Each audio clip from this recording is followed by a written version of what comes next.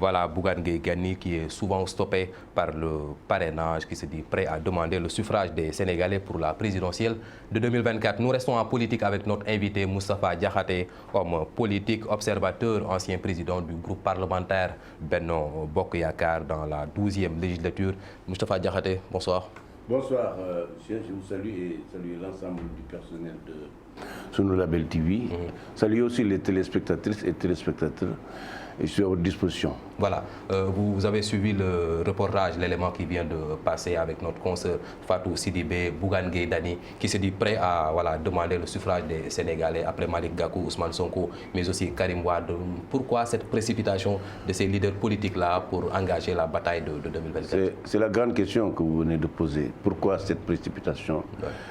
Je crois qu'à la limite, les politiciens sénégalais ne prennent pas les Sénégalais au sérieux. Parce qu'on ne peut pas éternellement vivre de campagne électorale. On a été le 23 janvier, élections locales, des élections locales jusqu'aux législatives, on est en campagne permanente. Alors maintenant, on va nous encore installer dans une campagne électorale jusqu'à 2024.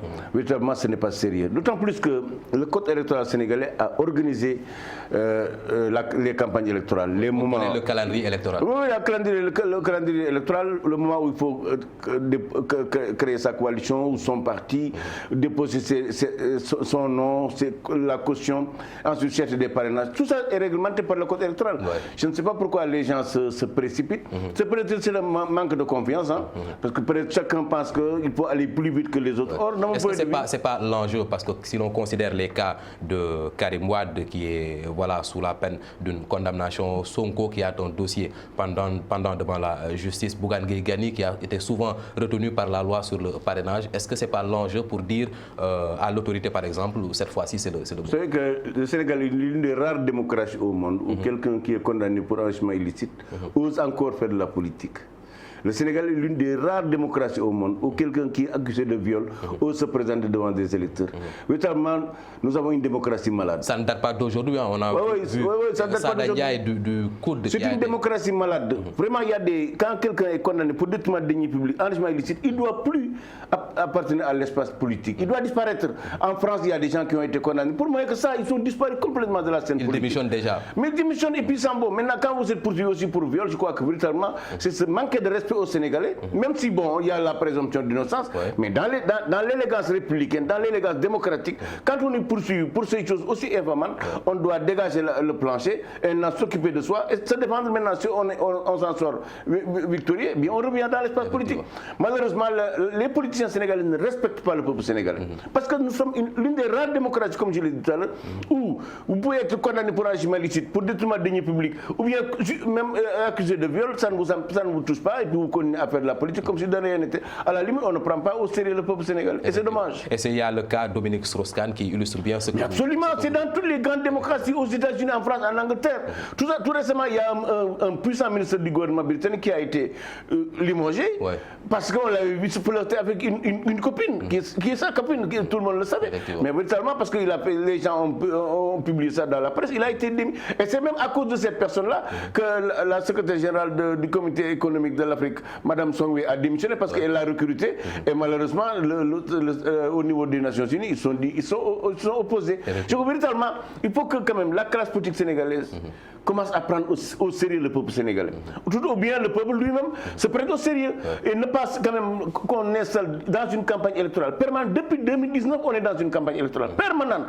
Et le plus grave, c'est qu'aucun de ces partis ne propose rien de bon pour notre pays. Aucune réforme. Est-ce que aussi celui qui devait donner le bon exemple à jouer le jeu, J'ai dit la classe politique, quand je dis la politique, personne n'est exempté. C'est à la limite, si vous regardez bien, depuis pratiquement 20 ans, on est toujours en campagne électorale. C'est devenu une tradition au Sénégal. Quand on sort d'une élection, on engage une autre élection. Tout le monde a une ambition présidentielle. Oui, tout le monde veut être président. C'est pourquoi d'ailleurs, moi je me demande, est-ce qu'il ne faut pas abroger la fonction de président de la République du Sénégal? Parce que tout le monde veut être président. C'est-à-dire que personne ne propose rien pour réformer la présidentiocratie. Or, le vrai problème du Sénégal, c'est le présidentialisme. Depuis 1962, il n'y a qu'un seul pouvoir au Sénégal, c'est le pouvoir du président de la République. Il est le chef de l'exécutif, il est le chef de la majorité parlementaire, donc de l'Assemblée, il est le président du Conseil supérieur de la magistrature. C'est lui qui nomme aussi aux fonctions des magistrats. C'est quand même le régime politique qu'on a choisi aussi. C'est une monarchie présidentielle.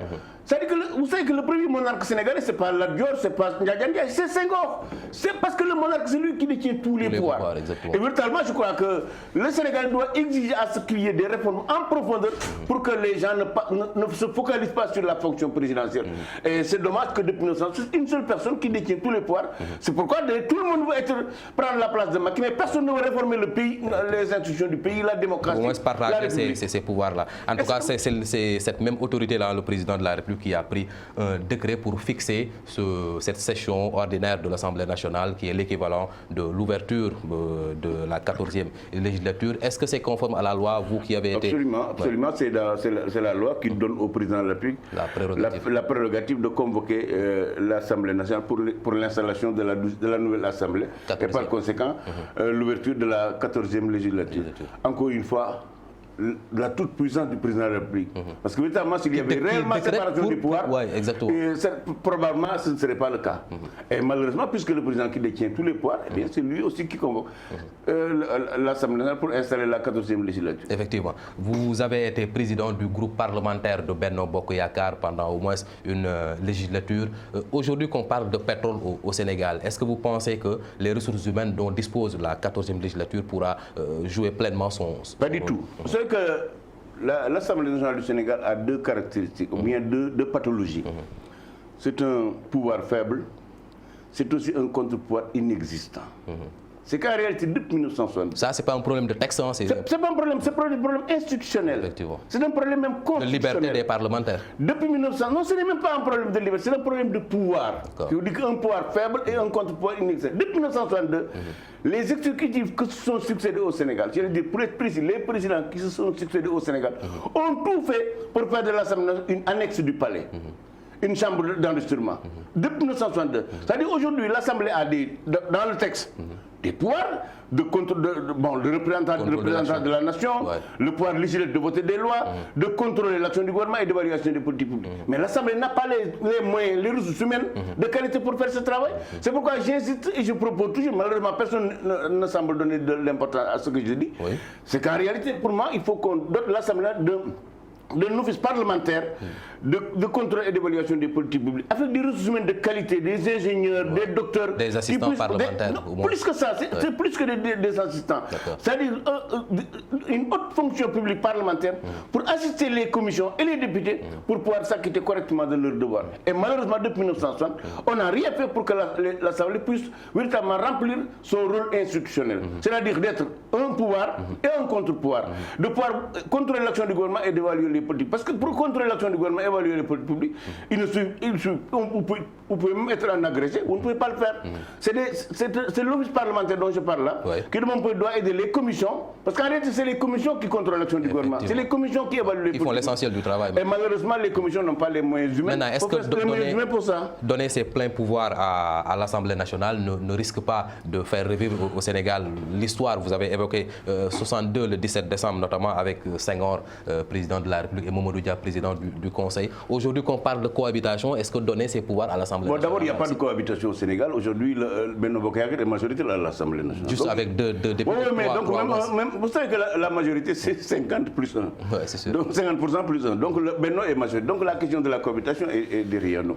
Maintenant, ce que vous dites, la Constitution du Sénégal est écrite de telle sorte que si véritablement on l'applique de manière correcte, il n'y a pas de risque de manière responsable. Oui. C'est-à-dire que le président de la République, lui, sa mission, c'est de définir la politique de la nation. Ça, c'est vraiment la mission principale. Le gouvernement, c'est de mettre en œuvre la politique définie par le président de la République. L'Assemblée nationale, son rôle, c'est de contrôler et d'évaluer les politiques publiques. C'est-à-dire que ce qu'on doit faire, si l'Assemblée a les moyens, parce que le président parfois outrepasse ses prérogatives. Parce que si vous regardez à la présidence, il y a l'IGE. qui contrôle. Alors que le président n'a pas de compétence constitutionnelle pour contrôler l'action du gouvernement. Il y a aussi la Commission nationale d'évaluation des politiques publiques qui est dirigée par l'ancien ministre Ibrahima Sall. Or, l'Assemblée, le président n'a pas de compétence constitutionnelle pour évaluer les politiques publiques. Ces deux fonctions-là sont des fonctions exclusivement de l'Assemblée nationale. Et malheureusement, l'Assemblée n'a pas les moyens pour faire ce travail. Donc moi, personnellement, je n'ai aucune crainte. Même avec 0 député, le président de la République peut gouverner tranquillement.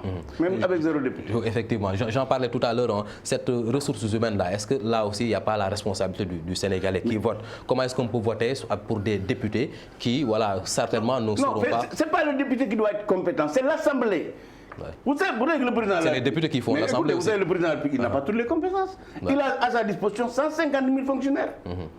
Il a des ministres, des gouverneurs, des préfets extra, des généraux, des caporaux, des policiers et des gendarmes. C'est-à-dire que la République donne au président de la République des moyens pour gouverner. La République doit donner à l'Assemblée nationale des moyens pour contrôler l'action du gouvernement, évaluer les politiques, en la dotant d'une haute fonction publique parlementaire. C'est-à-dire que le jour où des gens sortant des facultés préféreront aller à l'Assemblée nationale, au lieu d'aller être administrateur civil ou inspecteur des impôts, inspecteur du trésor ou des douanes, véritablement le Sénégal aura une assemblée performante. Et malheureusement, pour le moment, et depuis 1962, je dis bien depuis 1962, l'Assemblée n'a pas les moyens pour s'acquitter de ses fonctions constitutionnelles, surtout de contrôler et d'évaluer, de contrôler l'action du gouvernement et d'évaluer les politiques publiques. Effectivement. Depuis le 31 juillet, à l'issue de ces élections législatives, il y a une nouvelle recomposition du landerneau politique sénégalais. Aujourd'hui, quel est le profil du prochain Premier ministre qui s'impose à Macky Sall? On le sait, hein, après l'installation, automatiquement, on devrait s'en suivre la nomination du prochain Premier ministre. Je crois qu'il doit être un Premier ministre très politique.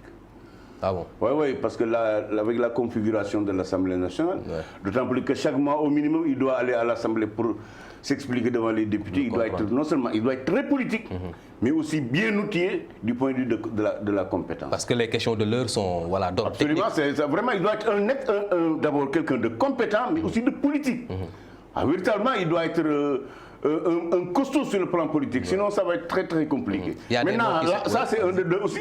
Il faut qu'il soit aussi capable d'écouter les autres.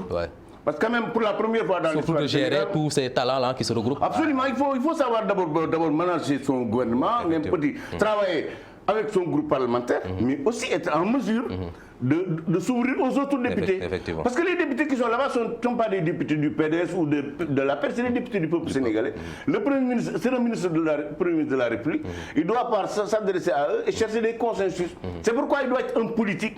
Évidemment, si on peut y ajouter des compétences technocratiques, c'est encore mieux. Mais il doit être véritablement un homme politique. En somme, un homme politique, quelqu'un qui a une ouverture d'esprit qui lui permet de discuter avec tout le monde. Et surtout l'expérience, il y a des noms qui sont avancés. Le plus récent, c'est le nom de l'ancien Premier ministre Idrissa Seck, leader de Rewmi. Il serait un bon profil pour diriger ce gouvernement et manager l'Assemblée nationale. Je connais assez Macky Sall pour penser qu'il n'est pas le profil idéal pour être le Premier ministre de Macky Sall. J'ai connu Macky Sall, je l'ai pratiqué quand il était Premier ministre. Je l'ai pratiqué quand il était président avec des Premiers ministres. Je l'ai pratiqué quand il n'avait pas de Premier ministre. Je crois que le profil qui se rapproche plus de lui, c'est le profil de Macky Sall, le profil d'Abdou Diouf et de Boun Abdallah Dionne. C'est quelqu'un de compétent, mais qui ne pense pas à prendre sa place. Pourtant, depuis que Idrissa Seck a fait son entrisme, il n'a nullement gêné Macky Sall. C'est la même chose, il n'est pas Premier ministre. Et je vois très mal comment Idrissa a accepté d'être Premier ministre de Macky Sall. Vraiment, ça m'étonnerait. Ça m'étonnerait. Ça m'étonnerait, véritablement ça m'étonnerait. Maintenant, le président est libre de nommer qui il veut. Moi, je te donne mon point de vue. Le connaissant, je verrais difficilement qu'il puisse surtout avoir... Surtout qu'Idrissa Seck a toujours des ambitions présidentielles. Oui, vous savez qu'Idrissa a été déjà Premier ministre avec Abdoulaye Wade. Ce n'était pas une foudre de travail. C'est sûr. Idrissa n'est pas une foudre de travail. On parlait de dualité au sommet de l'État. Oui, il n'est pas une foudre de travail. Et le président a besoin d'une foudre de travail, véritablement un gouvernement combatif avec un Premier ministre véritablement gladiateur du point de vue des réalisations, des missions qu'il va lui confier. Effectivement. Pour le cas d'Idrissa, je ne le crois pas. Ce futur Premier ministre-là, quel que soit son nom, Idrissa Seck ou Abdoulaye Daouda Diallo, l'un de ses premiers rendez-vous les plus attendus, c'est le discours de politique générale. On devrait s'attendre à quoi? Écoutez, principalement d'abord, finaliser les acquis, terminer les chantiers, Mais de mon point de vue, j'aurais souhaité que ça soit l'annonce aussi de grandes réformes du pays. Vous savez, le président Macky Sall s'est beaucoup appesanti sur les réalisations concrètes, matérielles des infrastructures. Je crois que le reste de son mandat, il devait le consacrer aux réformes institutionnelles. Pour préparer le pays à accueillir, voilà. Oui, c'est-à-dire des réformes institutionnelles pour un peu plus d'équilibre des pouvoirs, pour la consolidation de la séparation des pouvoirs, pour consolider la démocratie, pour sanctuariser davantage les libertés individuelles et les responsabilités. Je crois que c'est vers ça qu'il doit aller. Maintenant, pour cela, c'est pourquoi je dis que le Premier ministre doit être un homme politique. Parce que c'est un homme politique qui doit comprendre ces enjeux. Sur le plan des résultats matérielles, je crois qu'il a fait des efforts. Tous les Sénégalais le lui reconnaissent. Mais ce qui reste, c'est le bilan immatériel, c'est-à-dire les réformes institutionnelles, les réformes de la gouvernance du pays. Vous savez que Macky Sall a hérité évidemment de ce que j'appelle la présidentiocratie, de la monarchie présidentielle, mais il en a rajouté. C'est une gouvernance très verticale. De mon point de vue, il faut qu'on aille vers une gouvernance plus horizontale. Il semble présentement faire le contraire. On a vu le décret le plus récent donnant mandat à certaines sociétés de passer des marchés de gré à gré. Oui, vous savez que lui c'est un jupitérien, lui c'est un jacobin. Il pense que le pouvoir, c'est lui l'alpha et l'oméga, que tout part de lui. Alors que de mon point de vue, il faut qu'on aille vers des démocraties plus ou moins horizontales, où on permet aux populations, notamment au niveau des collectivités territoriales, de participer à l'autogouvernance de leurs affaires. Et malheureusement, depuis 1960 jusqu'à maintenant, nous avons une démocratie de partis politiques. Effectivement. En tout cas, l'Assemblée nationale, c'est aussi les présidents de groupes parlementaires. On vous a connu président de groupe parlementaire pertinent à l'image de Doudou Wade et autres. Aujourd'hui, avec le prochain groupe parlementaire de la majorité, quel est le profil le plus... Sa tâche est beaucoup plus difficile que la mienne. Parce que moi, dans un premier temps, j'avais un grand groupe de 125 personnes. Alors que j'en avais besoin de 99 pour avoir une majorité qualifiée. D'accord. Lui, sa tâche est beaucoup plus compliquée. Véritablement, c'est quelqu'un qui doit être en permanence mobilisé. Pour qu'il ne manque pas une seule voix. Parce qu'une seule voix de manquer, ça peut être une catastrophe pour le régime. Ça, c'est un de deux. Et le vote est secret aussi. Oui. De deux, il doit contrôler son groupe. Il doit avoir les meilleurs rapports avec le président de la République. Les meilleurs rapports avec le président de l'Assemblée nationale, mais aussi il doit ouvrir des passerelles entre lui et les autres groupes parlementaires. Moi, malgré ma majorité écrasante, il m'arrivait de me rapprocher de l'opposition, de l'opposition libérale et des non-inscrits, pour pouvoir obtenir une adhésion, c'est-à-dire un vote à l'unanimité. Véritablement, le président du groupe, il a un rôle essentiel. C'est-à-dire son rôle est beaucoup plus important que le rôle du Premier ministre. Et je crois que ça peut rehausser la fonction du président du groupe parlementaire. Si vous allez en France, il y a des gens qui préfèrent être président du groupe que d'être ministre. Avec Aïdou Nying, on a quasiment vu le contraire. C'est une nouvelle donne. Vous savez que ce que nous vivons aujourd'hui, c'est inédit dans l'histoire du Sénégal, qu'il y ait pratiquement le même nombre de voix, de députés entre l'opposition et la majorité. Exactement. Donc c'est une nouvelle donne qui demande un comportement nouveau.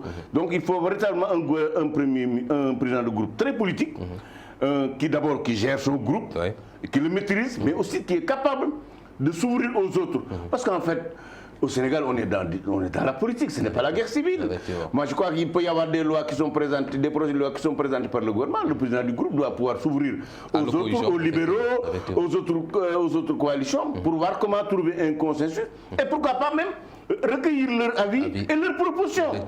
Souvent, on dit que les députés de l'opposition ne viennent pas dans les travaux de... Oui, il y en a qui ne venaient pas, mais je crois qu'avec cette nouvelle donne, probablement, il allait venir. Certainement. Bon, parce qu'ils ne venaient pas parce qu'ils étaient minoritaires, à tel enseigne que même le président ne s'y fait pas. N'impactait pas sur... Mais quand même, malgré tout, ils devaient venir. Effectivement. Or, moi, je connais des députés... Pape Diop, l'éternel... Oui, Pape Diop, Ousmane Sonko, ils ne venaient jamais. Voilà, on vous fait intervenir sur l'actualité qui va suivre la CNO, qui annonce des perturbations dans la distribution de l'eau. CNO qui a quasiment déçu les Sénégalais, annoncés en grande pompe. Elle ne fait pas mieux, que la... Si les Sénégalais sont déçus, bon, je crois qu'ils n'ont qu'à s'apprendre eux-mêmes. Vous savez que ce qui est inacceptable, c'est que 62 ans après l'indépendance, que le Sénégal puisse importer une société qui lui gère son nom. C'est inacceptable. C'est inacceptable. Alors que la ressource humaine avec le départ de la CDE, donc l'État devait mobiliser les ressources humaines qui étaient à la CDE, mettre en place une société Pourquoi pas même l'ouvrir au privé et aux collectivités territoriales, mais notamment et permettre de donner aux Sénégalais la possibilité de gérer, parce qu'en réalité, c'est les Sénégalais qui gèrent les eaux avec la CEDEAO. De mon point de vue, c'est la SDE, pardon. Aujourd'hui aussi, ces personnes-là sont là. Je crois que si on les organise, on peut créer une société parapublique dont la capitale serait composée de Sénégalais, de l'État, mais aussi des collectivités territoriales. Et les Sénégalais gèrent leur propre. Je crois que 62 ans après l'indépendance, si nous restons encore à importer un gestionnaire de nos eaux, c'est que véritablement c'est scandaleux, quoi. C'est scandaleux. En tout cas, merci d'avoir répondu à l'invitation de ce. C'est moi qui vous remercie. Merci. Voilà.